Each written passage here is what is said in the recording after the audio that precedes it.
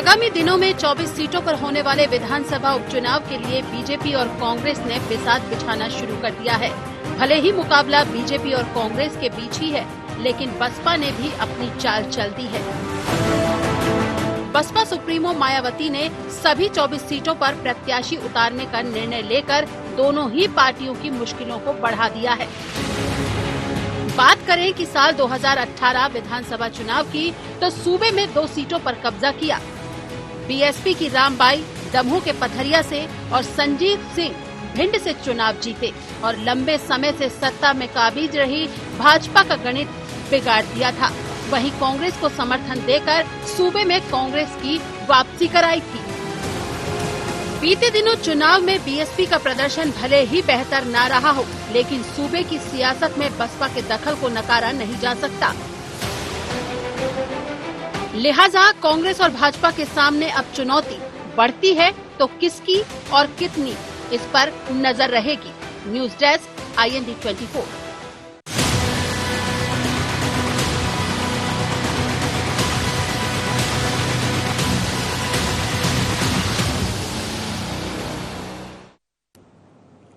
मध्य प्रदेश के 24 विधानसभा सीटों पर उपचुनाव होने वाले हैं।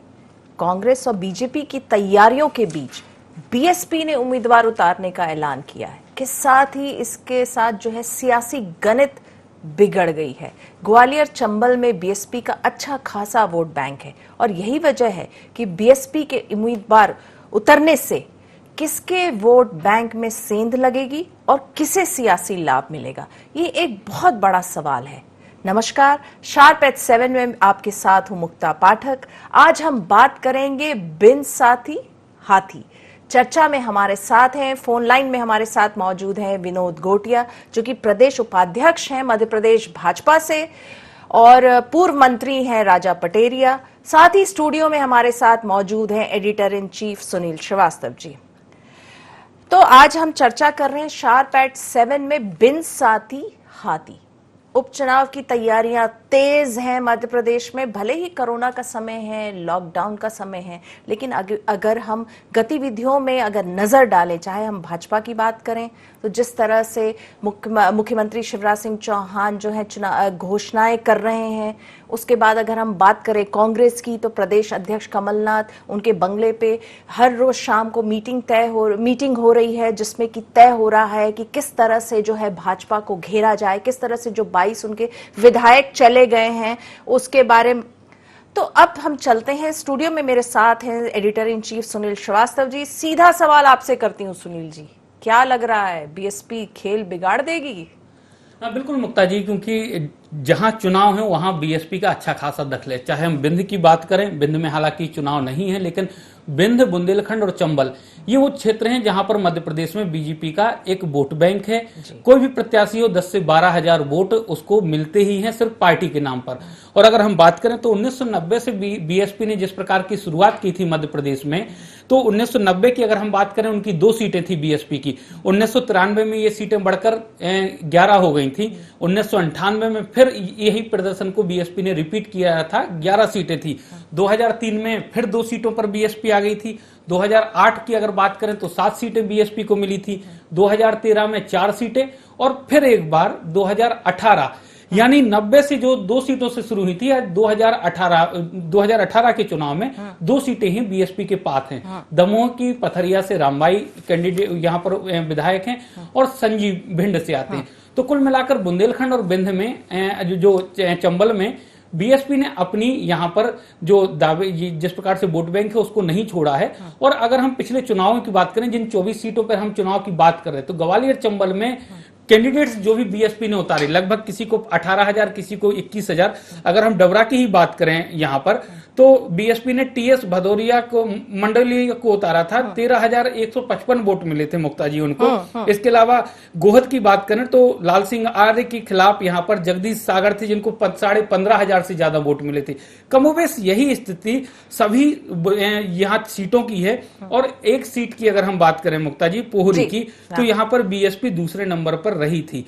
तो कुल मिलाकर बीएसपी का अच्छा खासा दखल है और ये दखल जरूर कांग्रेस का वोट बैंक यहाँ पर बिगाड़ सकता है। वोट बैंक बिगड़ सकती है, जो गणित है कांग्रेस की वो बिगड़ सकती है, क्योंकि एक तो बागी उनके सामने चुनौती है, सिंधिया समर्थक सारे जो पूर्व विधायक हैं वो चलेगा, और अब बीएसपी के चुनाव मैदान में उतरने से कांग्रेस को जरूर मुश्किलों को जी। चलिए अब हम जाते हैं, राजा पटेरिया जी हमारे साथ फोन लाइन पे हैं। राजा जी आपका बहुत बहुत स्वागत है शार्प एट 7 में। क्या कहेंगे, कितना नुकसान होगा कांग्रेस को, क्योंकि अगर हम बात करें बीएसपी जो दलित जो वोट बैंक है वो तो कांग्रेस का वोट बैंक माना जाता था, अगर बीएसपी अपने उम्मीदवार उतार रही है इस उपचुनाव में तो इससे कितना आप देख रहे हैं, कितना नुकसान होगा कांग्रेस को? आप ऐसे देखिए कि 2008 के चुनाव में 8.59% वोट मिला था, और उसके बाद 13 के चुनाव में घट करके वो हो गया, उसके बाद आया 18 का चुनाव, उसमें घट करके हो गया 5%, 8 में हुआ 6.29%, और 7-5-2, यानी पहले चुनाव में 7, उसके बाद हुआ 5, आज 2। बहुजन समाज पार्टी से दलित समाज का मोह भंग लंबे समय से होना शुरू हो गया था, तो कांग्रेस पार्टी ने दलित एजेंडा और ये सारी चीजें शुरू की थी, उससे दलितों का मोह भंग मायावती और उनके पार्टी से हुआ। आज के वर्तमान परिवेश में मोदी जी की आर्थिक, सामाजिक और राजनीतिक तो सारी नीतियां फेल हुई हैं, उसके चलते दलित समाज पुनः कांग्रेस पार्टी को अपनी मातृ संस्था मानते हुए वापस लौट रहा है, और जिसका बड़े पैमाने पर लाभ कांग्रेस पार्टी को मिलेगा। इस चुनाव में पोलराइजेशन नहीं होगा, दलित वोट बटेगा नहीं, दलित वोट तय करेगा कि भारतीय जनता पार्टी की वर्णवादी व्यवस्था को मानना है कि कांग्रेस पार्टी की प्रगतिशील विचारधारा के साथ कंधे से कंधा मिलाकर के लड़ना। चलिए यही पूछती हूँ, गोटिया जी आप क्या कहेंगे, जिस तरह से राजा पटेरिया जी कह रहे हैं, क्या लग रहा है आपको, अगर बीएसपी अगर उम्मीदवार उतार रही है तो आप क्या देख रहे हैं, इससे बीजेपी को कितना फायदा होगा?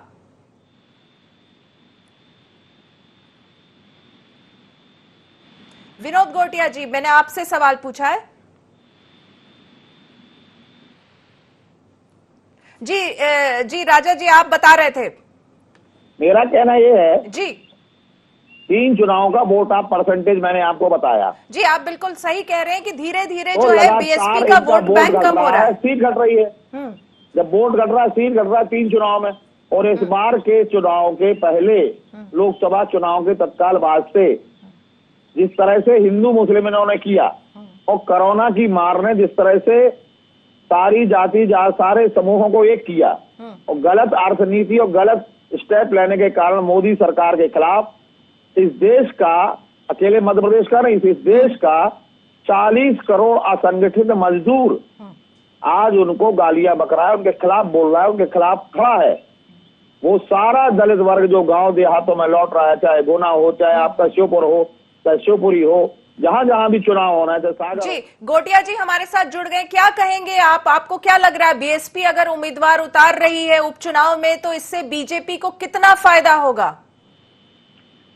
मैं इसको फायदे और नुकसान की दृष्टि से नहीं देखता। मेरा ऐसा मानना है कि भारतीय जनता पार्टी सामाजिक आधार पर तो काम करती है, उसका अपना एक काम करने का तरीका है, लेकिन हमने 15 साल सरकार में रह के और जो गरीबों के हित में योजनाएं लागू की थी, जैसे अभी मुख्यमंत्री बनने के बाद शिवराज जी ने पुनः संबल योजना को शुरू किया है, तो मैं मानता हूं कि ये जाति के आधार पर और इसके आधार पर विचार ना करके हम समग्रता के आधार पर विचार करते हैं, और बीएसपी का कोई बहुत बड़ा ताना बाना बचा नहीं है। अभी 2 सीटें हैं तो पार्टी के रहमो करम से विधायक नहीं है, विधायक के रहमो करम से पार्टी है, ये आप समझे। जैसे हमारी जो पथरिया की सीट है, और पथरिया की सीट कभी बीएसपी की थी नहीं, बीएसपी का कोई जनाधार नहीं था, वहाँ परिस्थितियां ऐसी बनी कि चलिए बीएसपी का जनाधार नहीं है, आपको रोकूंगी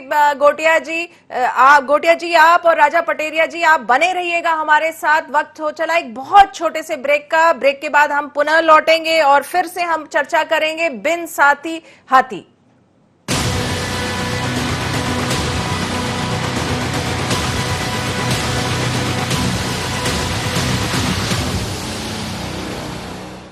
बाबा इलायची को जैसे ही चखा तो लगा कि लाइफ के हर टेस्ट में होना चाहिए प्लेजर।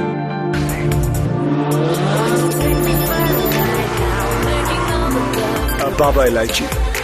What's your pleasure?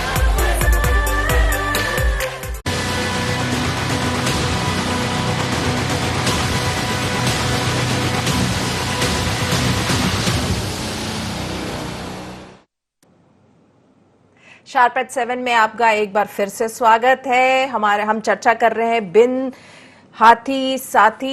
बिन साथी हाथी और मेरे साथ फोन लाइन पे मौजूद है विनोद गोटिया जी और साथ में है राजा पटेरिया जी। स्टूडियो में मेरे साथ हैं सुनील श्रीवास्तव जी। मैंने आपको बीच में रोक दिया था गोटिया जी, आप कह रहे थे कि बीएसपी का कोई आधार नहीं है। अगर आधार नहीं है तो फिर ये अनाउंसमेंट है कि बीएसपी जो है अपने उम्मीदवार उतारेगी 24 उपचुनाव में, इसको लेके इतनी खलबली क्यों है? फिर मैंने ये नहीं कहा कि बीएसपी का कोई आधार नहीं है।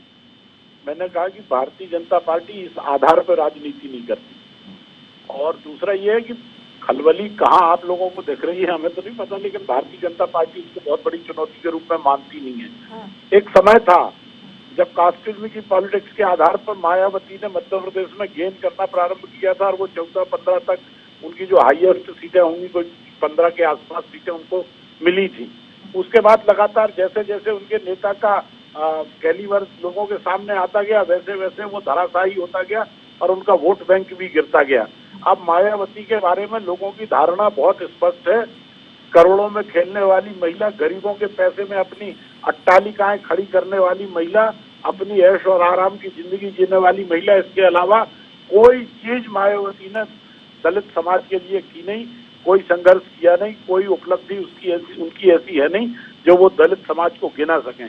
और ये दलित समाज भी बहुत अच्छे से समझ गया है, इसलिए उनका जनाधार लगातार सिफर की ओर जा रहा है, नीचे की तरफ जा रहा है, शून्य की तरफ जा रहा है। भारतीय जनता पार्टी अपने बलबूते पर चुनाव लड़ेगी और ताकत के साथ चुनाव लड़ेगी। चलिए गोटिया जी, आपका ये कहना है कि बीएसपी से बीजेपी को कोई फर्क नहीं पड़ रहा है। आप क्या कहेंगे राजा पटेरिया जी? अगर हम बात करें कांग्रेस की और हम अगर बात करें अपने मध्य प्रदेश की, तो यहाँ पे जो चंबल एरिया है, विंध्य का एरिया, बुंदेलखंड एरिया, यहाँ पे तो दलित वोट बैंक है और यहाँ पे बीएसपी का अच्छा खासा दखल है। आप कैसे देख रहे हैं, कांग्रेस को कितनी चुनौती रहेगी? एक समय था जब बुंदेलखंड में, ग्वालियर चंबल रीजन में और विंध्य में बहुजन समाज पार्टी ने सबसे ज्यादा ताकत के साथ उभरी थी और देश का प्रथम प्रत्याशी भी विंध्य क्षेत्र से रीवा से चुनाव जीता था जी। बाद में लगातार उनकी शक्ति घटी, बीच में मोदी जी की लफाजी और जिस तरह की आल जलूल घोषणाएं उन्होंने की, उससे भारतीय मतदाता उनकी लफाजी में फंसा। परंतु पिछले 8 महीनों से जिस तरह से ग्राफ गिरा, जीडीपी हो, बेरोजगारी हो, नौकरियों को लेकर के हो, एफडीआई को लेकर के हो, और जिस तरह से दलित समाज का उत्पीड़न बढ़ा, उससे साफ जाहिर हो गया कि दलित समाज, अल्पसंख्यक वर्ग पूरा का पूरा तो बहुजन के साथ ध्रुवीकरण कर रहा था, वो अपनी मात्र संस्था कांग्रेस पार्टी की ओर लौट रहा है। और जो गोटिया जी संबल योजना की बात कर रहे थे, तो माननीय कमलनाथ जी ने जिस तरह से संबल योजना का जो दुरुपयोग किया था और उसकी जो पोल खोली थी और उसे बंद की थी, तो संबल योजना के नाम पर भारतीय जनता पार्टी और आज के हजारों कार्यकर्ताओं को उपकृत किया गया था, उससे साफ जाहिर होता है कि दलितों का, वीकर सेक्शन का, नीडी पर्सन का चलिए, आप कह रहे हैं दलितों का शोषण हुआ है, आप दोनों ने जो है मायावती पे निशाना साधा है। आप दोनों का ये कहना है कि बीएसपी अगर अपने उम्मीदवार उतार रही है तो उससे कोई ज्यादा फर्क नहीं पड़ रहा, चाहे वो कांग्रेस की अगर हम बात करें या बीजेपी की बात करें। सुनील जी, आप कैसे देख रहे हैं? दोनों जो है मायावती पे निशाना साध रहे हैं, कह रहे हैं दलित वोट बैंक जो है वो कुछ खास नहीं है, बीएसपी का ज्यादा असर नहीं है। एक समय में था, आज से कई साल पहले था, अब नहीं है। और इन लोगों को बीजेपी कांग्रेस दोनों का मानना कि बहुत खासा फर्क नहीं पड़ेगा। आप क्या कहेंगे? देखिए, सबसे पहले मुक्ता जी बात करें गोटिया जी जिस प्रकार से बात कर रहे थे कि सामाजिक समरसता और कास्टिज्म के आधार पर बीजेपी राजनीति नहीं करती, लेकिन शिवराज जी के पिछले टेन्योर में हमने देखा, चाहे हम यहाँ पर दलित कुंभ की बात करें, महाकुंभ हमने देखे, मुख्यमंत्री खुद शामिल हुए और दलित वोट बैंक को बीजेपी में शिफ्ट करने के लिए ये किए गए थे। बड़े पैमाने पर सरकारी आयोजन थे ये। और उसके बाद अगर हम बात करें तो जिस प्रकार से संबल की जो बात आई है या योजनाओं की बात आई है, योजनाओं का लाभ कुछ हद तक, मतलब जिस प्रकार से भ्रष्टाचार के आरोप लगे, लेकिन उसके अलावा भी अगर हम देखें, चाहे हम प्रधानमंत्री आवास की बात करें, चाहे हम संबल की बात करें या दूसरी सरकारी योजनाओं की बात करें, मुख्यमंत्री शिवराज सिंह के रहते या अभी भी हमने देखा कि सबसे ज्यादा फायदा इन्हीं वर्गों को हुआ है। वो इस कारण से कि कैसे भी करके जो बीएसपी का वोट है, क्योंकि वो कांग्रेस में वापस ना चला जाए तो उसको कैसे बीजेपी की तरफ शिफ्ट किया जाए, इसका भी ध्यान यहाँ सरकार ने रखा, शिवराज जी ने रखा है। और यही वजह है कि अब जिस प्रकार से राजा पटेरिया जी भी कह रहे कि एक समय था जब ग्राफ अच्छा था, वोट परसेंट जरूर कम हुआ, लेकिन यहाँ वोट परसेंट की बात नहीं, यहाँ बात हो रही है मुक्ता जी कि बीएसपी के चुनावी मैदान में आने से कुछ सीटों पर जरूर जो हार जीत है वो जरूर प्रभावित बीएसपी कर देगी। अगर कांग्रेस के ही मान लीजिए 10,000 वोट बीएसपी कैंडिडेट काट लेता है और मान लीजिए जीत वहां पर 5,000 से होती है तो ये कांग्रेस के लिए बहुत बड़ा नुकसान होगा। तो यहाँ बीएसपी जीतने के लिए नहीं खड़ी हो रही है, बीएसपी यहाँ पार्टियों को हराने के लिए कहीं बीजेपी को नुकसान करेगी, कहीं कांग्रेस को करेगी। अब वो कैंडिडेट पे डिपेंड करता है कौन कैंडिडेट कहां पर कैसा होता है। बिल्कुल, बहुत अच्छी बात आपने कही कि ये सब कुछ जो है कैंडिडेट के चुनाव पे है। तो क्या कहेंगे राजा पटेरिया जी, हम लोग सुन रहे हैं कि आप लोग जो हैं बड़े बड़े नेताओं को, जो कांग्रेस के जो बड़े नेता हैं, अगर हम बात करें अरुण यादव जी की बात आ रही है, अजय सिंह की बात आ रही है, मीनाक्षी नटराजन की बात आ रही है, कई जो बड़े नाम है उन लोगों को उतारने की तैयारी है, कितनी सही है ये बात? देखिए, ये तो पार्टी समय पर निर्णय लेगी, अभी नाम चल रहे हैं, बड़ी अच्छी बात है ये। परंतु मेरा मानना ऐसा है कि सुनील भाई ये भी देखें और गौटिया जी भी ये देखें कि पिछले विधानसभा चुनाव में आपका ग्वालियर चंबल रीजन में जहां 30-30, 40-40, 35-35 हजार वोट मिलता था बहुजन को, वो 10 से 15 हजार पे सिमट गया था। कमोबेश यही हालत आपकी बिंद में हुई। इन चीजों को देख के साफ लग रहा है कि दलित समाज का मतदाता तो समझ के वोट करेगा, और जो हालत कोरोना के समय गलत स्टेप लेने के कारण मोदी की हुई है, जिसमें सबसे ज्यादा मजदूर वर्ग जो दलित समाज का था, जो लाखों की संख्या, करोड़ों की संख्या में बाहर पड़ा था, जो वापस लौट रहा है, किस तरह की बयानबाजी कर रहा है, किस तरह का आक्रोश निकाल रहा है, वो अभी इन उपचुनाव में कन्वर्ट होकर के वोट मात संस्था कांग्रेस की ओर आएगा। और कांग्रेस को मेरा आकलन है 24-25 सीट में से 18, 17, 19 सीट मिल जाए तो आश्चर्य की बात नहीं होगी। भारतीय जनता पार्टी और मोदी का तलसम का धरातल टूट चुका है। इन चुनाव में कमलनाथ जी एक बार पुनः अपनी योजनाओं और अपनी कार्यशैली को देखते हुए बड़े स्तर पर चुनाव जीत के आएंगे। तो भारतीय जनता पार्टी ने बड़े पैमाने पे अनैतिक राजनीति का जो दौर शुरू किया था, उसका हमारी सरकार गिरी है, उसका भी बदला जनता लेगी। और किसानों के कर्ज माफी करने की जो बात हमने की थी, उसको भी लेकर किसान जो नाराज है, उसके प्रति कमलनाथ जी के प्रति पूर्णतः सिंपैथी होने के कारण उपचुनाव में हम चुनाव जीतेंगे और बहुजन समाज को कोई बड़े पैमाने पे समर्थन नहीं मिलेगा। 1000-2000 वोट की हार जीत जो होगी उसमें भूमिका निभा सकती है बहुजन, बाकी कोई बड़े पैमाने पे कोई नुकसान नहीं होगा, ये मेरा आकलन। चलिए, बड़े पैमाने पे नुकसान नहीं होगा ये आपका कहना है। गोटिया जी, आप क्या कहेंगे? जो राजा पटेरिया जी सीधा कह रहे हैं कोरोना जो है वो बहुत बड़ा मुद्दा है, और जो कोरोना है और लॉकडाउन के कारण और जो गलत नीतियां, सेंटर की जो गलत नीतियां हैं, जिसके कारण मजदूर वर्ग जो है वो जिस पर प्रभाव पड़ा है, उसका जो असर है उपचुनाव में दिखेगा और इससे बीजेपी को नुकसान होगा। आप क्या कहेंगे? आप इत्तेफाक रखेंगे उनकी बातों से? पहले तो आपने जो प्रश्न किया था कि ये कांग्रेस के बड़े बड़े यादव जी का आपने नाम लिया, नटराजन बहन का नाम लिया और अजय राहुल जी का नाम लिया, इनसे पूछिए तो पटेरिया जी से कि ये उनको बड़ा नेता मानते हैं कि नहीं मानते। जहाँ तक जो मजदूरों का पलायन है, ये भले उस पर घात लगाए बैठे हो, मैं समझ गया कि उनकी लार टपक रही है इस मामले को लेके, लेकिन वो जो मजदूर दुनिया घूम के आया है वो जानता है कि किन परिस्थितियों में उसको पलायन करना पड़ रहा है और सरकार कितनी ताकत से उसके साथ खड़ी है। ये एक दैवीय प्रकोप है और इतने कम समय के अंदर ये घटनाएं घटी हैं कि सरकारें पूरी ताकत झोंक के हर फ्रंट पर लड़ने का प्रयास भी कर रही हैं और उनको सुविधाएं भी पहुंचा रही हैं। और आने वाले समय में भी इनने ये कैसे सोच लिया कि जो मध्य प्रदेश में मजदूर आया है उसका कोई ख्याल मध्य प्रदेश की सरकार नहीं रखेगी और वो इनकी झोली में सारा वोट इसलिए दे देगी कि मध्य प्रदेश की सरकार ने उसकी कोई चिंता नहीं की। इसलिए मैं समझता हूँ कि ये ऐसे कयास है कि ऐसा हो जाएगा इसलिए ऐसा होगा, ऐसा हो जाएगा इसलिए ऐसा होगा। और जो बीजेपी ने अनैतिकता की राजनीति की, क्षमा करना हमको, अगर आप इतने नैतिक व्यक्ति थे और इतनी नैतिकता की राजनीति कर रहे थे तो अपने नेताओं को संभाल के रखते, नैतिकता के दायरे में रह के राजनीति करते, तो आपके लोग भागते क्यों आपसे? तो ये ज्ञान दूसरों को देने की बजाय अपने ऊपर अगर अपन अप्लाई करते हैं तो बहुत अच्छा रहता है। जो 24 सीटों पर चुनाव होना है, मेरा ऐसा मानना है कि मध्य प्रदेश में भारतीय जनता पार्टी की सरकार है। 1.5 साल के अंदर मध्य प्रदेश करा है उठा। अपनी पीड़ा किससे कहें, लोग ये स्थितियां निर्मित हो गई थी और अब उनको एक बार फिर राहत मिली है।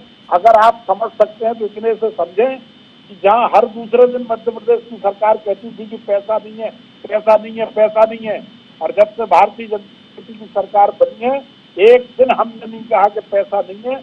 किसानों के हिस्से में पैसा डाला, गरीब के हिस्से में पैसा डाला, मजदूर के हिस्से में पैसा डाला, जितना संभव है। लेकिन एक भी बार शिवराज जी ने ये नहीं कहा कि हमारे खजाने में पैसा नहीं है और इसलिए हम असमर्थ हैं।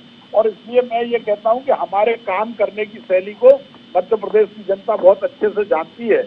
अब ये सोचते रहे, ये कयास लगाते रहे और इसी मुगालते में रहे कि आने वाले लोग भ्रमित होके और ये सारी चीजें इनके साथ खड़े हो जाएंगे, तो ये इनका अपना एक भ्रम है, उस भ्रम में ये उलझे रहे। मुझे कोई बहुत चलिए आप बने रहिए फोन लाइन पे। मैं स्टूडियो में सुनील श्रीवास्तव जी से पूछूंगी। सुनील जी, आपने सुना, गोटिया जी को भी सुना, राजा पटेरिया जी को भी सुना। दोनों का ऐसा आंकलन है कि देखिए बहुत ज्यादा फर्क नहीं पड़ रहा बीएसपी के उम्मीदवार उतारने से। दोनों जो बात कर रहे हैं, बेसिकली जो बात हो रही है नैतिक और अनैतिक राजनीति की, आचरण की, जिस तरह से सरकार जो अगर हम कहें सत्ता को हथिया लिया गया है। आप क्या कहेंगे, कोरोना जो है क्या मुद्दा बन के उभरेगा, बहुत बड़ा मुद्दा उभरेगा जिसपे जो है जो कांग्रेस जो है बहुत ज्यादा बैंक कर रही है कि कोरोना के कारण जो है उसके जो साइड इफेक्ट्स है उससे जो है पार्टी को फायदा मिलेगा?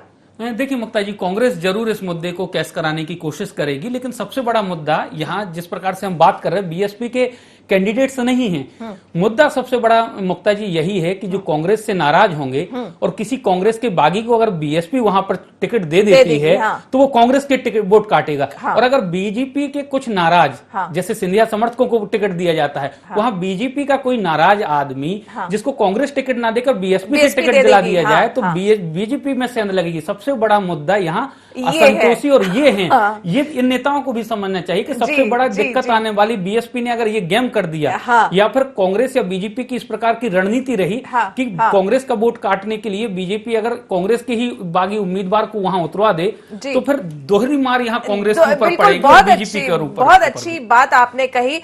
विनोद गोटिया जी आपका और राजा पटेरिया जी आपका दोनों का बहुत बहुत धन्यवाद। आप इस चर्चा में हमारे साथ शामिल हुए। बिन साथी हाथी, जिस तरह से सुनील श्रीवास्तव जी ने अभी जो बताया, जो कि ये नेता जो है, अभी हम जब डिस्कशन कर रहे थे वो उन्होंने इस बात को नहीं हालांकि कहा, लेकिन जो विषय जो है और जो मुद्दा है, जो सोच का है, वो ये है कि जब उपचुनाव होंगे, टिकट बटेंगे, जब कांग्रेस में असंतोष उभरेगा और वहां के अगर किसी कैंडिडेट को बीएसपी उम्मीदवार दे देती है, टिकट दे देती है, तो कांग्रेस का जो है वोट बैंक घटेगा।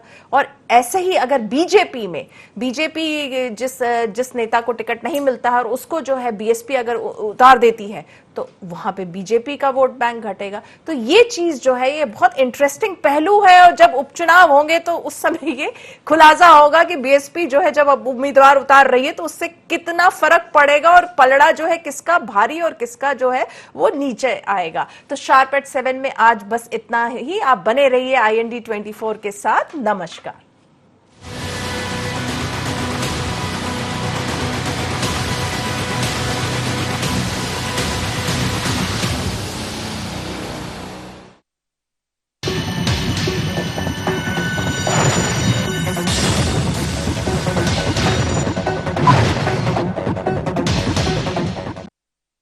बाबा इलायची को जैसे चखा तो लगा कि लाइफ के हर टेस्ट में होना चाहिए प्लेजर।